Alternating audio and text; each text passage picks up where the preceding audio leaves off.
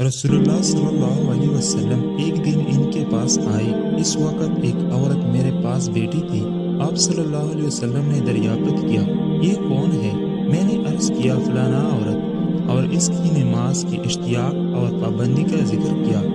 آپ صلی اللہ علیہ وسلم نے فرمایا، ٹھہر جاؤ، سن لو کہ تم پر اتنے ہی عمل واجب ہے جتنے عمل کی تمہاری اندر طاقت ہے۔ خدا کی قسم، ثواب دینے سے اللہ نہیں اکتاتا، مگر تم عمل کرتے کرتے اکتا جاؤ گے، اور اللہ کو دین کا وہی عمل زیادہ پسند ہے جس کی ہمیشہ پابندی کی جا سکے اور انسان بغیر اکتائے اسے انجام دے۔ صحیح بخاری حدیث نمبر 43۔ آپ صلی اللہ علیہ وسلم نے فرمایا، جس نے لا الہ الا اللہ کہہ لیا اور اس کے دل میں جو برابر بھی ایمان ہے، تو وہ ایک نہ ایک دن دوزخ سے ضرور نکلے گا، اور دوزخ سے وہ شخص بھی ضرور نکلے گا جس نے کلمہ پڑھا اور اس کے دل میں گہیوں کے دانہ برابر خیر ہے، اور دوزخ سے وہ بھی نکلے گا جس نے کلمہ پڑھا اور اس کے دل میں ایک ذرہ برابر بھی خیر ہے۔